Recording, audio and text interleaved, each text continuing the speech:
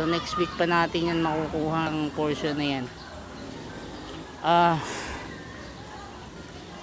At yung sa taas doon, I don't know kung kaya ko pang abutin kasi nga medyo late na at abutin ako ng gabi sa pangunguha dito. So hopefully hindi tayo abutin ng masyadong gabi at makaakyat pa tayo dun sa pinakataas.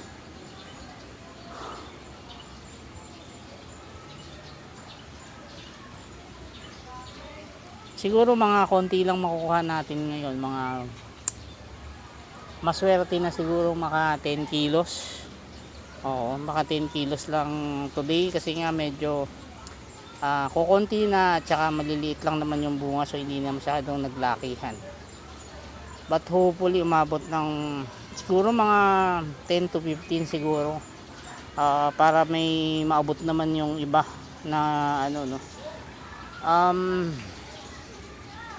yun nga palang naiwan ko nga last week doon sa sasakyan, dahil sobra sigurong init doon sa loob ng sasakyan kasi nga nakababad siya sa initan maghapon doon sa opisina, sa parking doon. Ay nung pagkuha ko nung Friday ay super hinog na, ready to eat na. Actually halos lahat nung nandun sa loob ng kotse ay ready to eat na. At pagbigay ko nga, yung iba nga medyo mga dalawa siguro doon ang hindi na talaga pwedeng kainin kasi nga medyo na siya, hindi na maganda siguro yun na lang siguro muna mamaya, tapos babalikan natin kung ilan ang makukuha natin kasi medyo gabi na, naghahabol tayo sa oras. In fact pababa na yung araw. Mukha lang maliwanag kasi maliwanag tong cellphone ko, maliwanag siya, pero sa totoo lang medyo paggabi na ngayon, paggabi na tapos makulimlim, maulap. So mamayang gabi yan, most probably uulan pa nga yan. So yun na lang muna siguro, tapos mangunguha tayo, tapos babalikan ko kayo mamaya kung gaano karami yung na-harvest natin sa araw na to. Actually iniingal ako because galing ako sa labas, kumuha ako ng provision natin sa